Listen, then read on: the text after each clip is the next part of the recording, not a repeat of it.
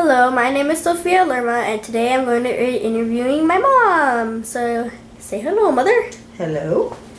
Alrighty, so I'm going to be asking you 3 questions on your love for art. I know you've loved art for a very long time, so here's the first question to answer. So, what got you into loving art in the first place? My love for art didn't start until probably I was in college when I took my first Chicano art class. Before that, art always seemed to me to be something that was just for rich people. Rich people bought art, rich people went to art museums. Art was something that you had to stay away from and not touch and be careful with.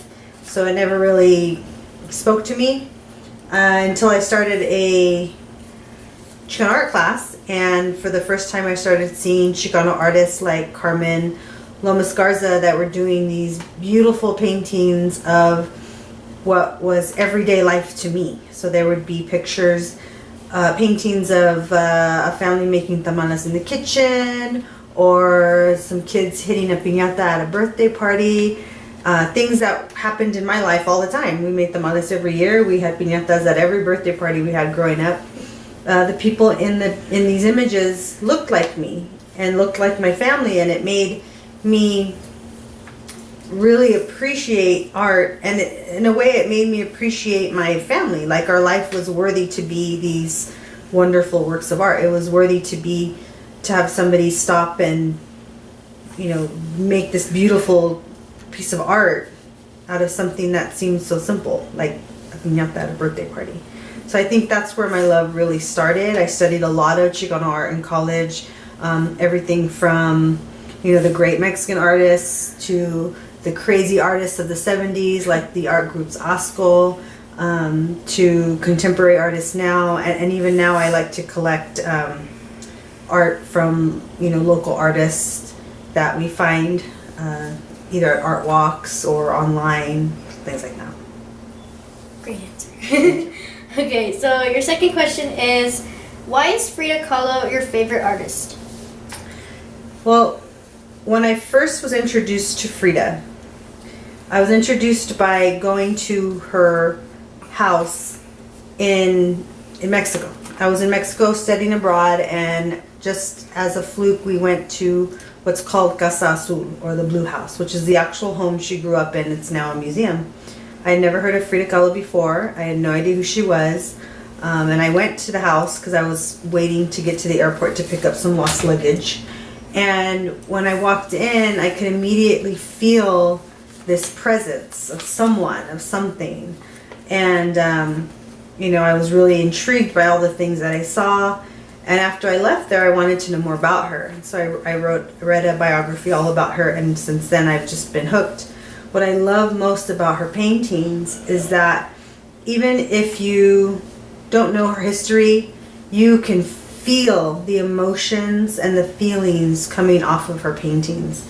You can feel the pain she went through, you know, growing up with having polio, growing up having that trolley accident, growing up being married to Diego Rivera, never being able to have children.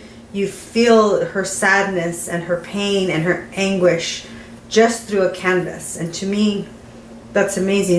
You know, it's like how a song or music can really make you feel emotions.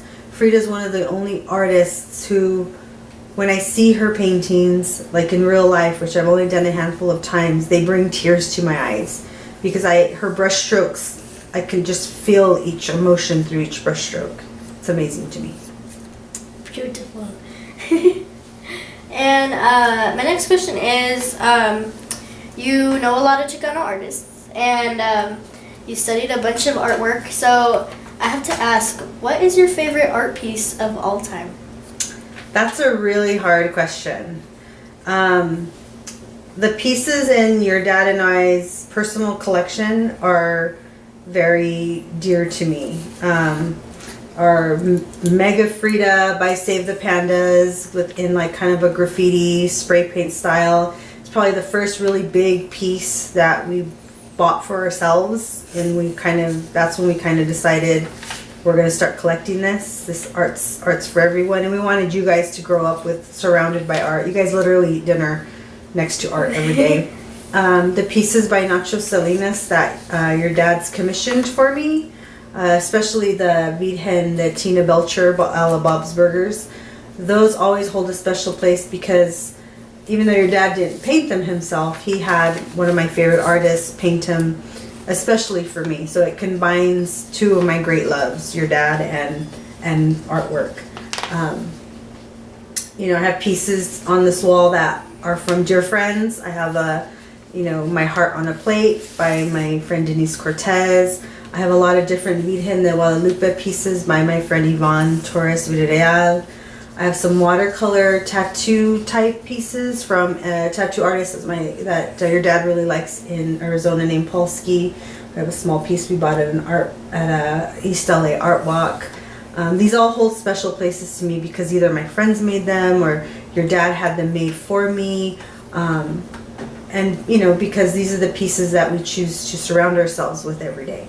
But if I had to choose a piece by a big famous artist, like museum piece, it would have to be the Two Fridas by Frida Kahlo.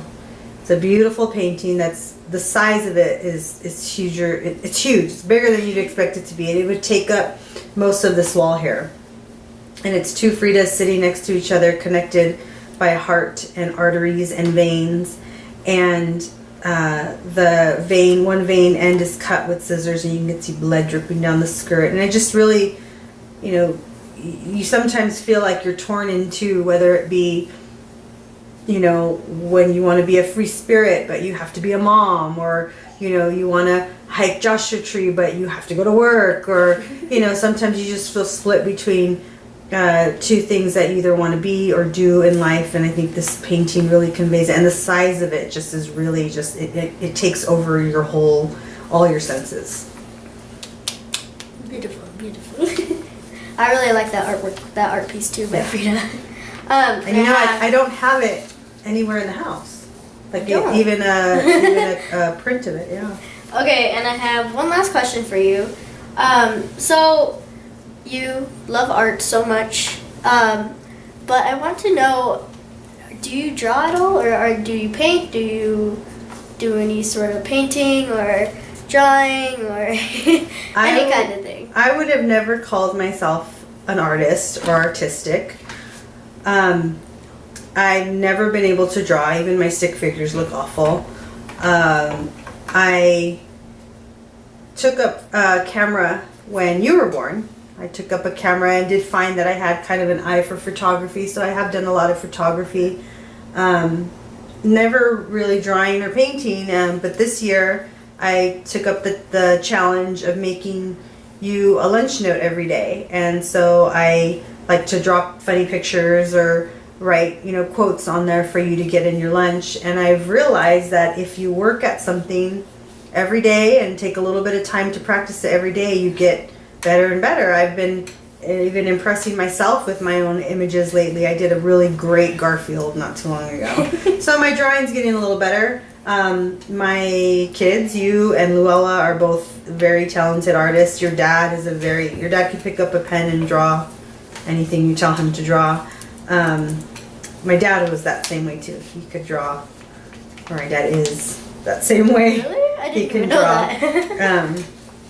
So I'll never be as good as they are, but like I said, if you practice anything enough, you'll get a little bit better at it. I love it. Her lunch notes are super awesome, by the way. Follow her Instagram. She has all of them. Okay. So that's it for today's interview. Thank you. It was very nice having you today on this interview with Sophia. Thank you. Thank you for taking the time to come. So that's it for today. All right, get an A. I hope I do as well. Bye bye.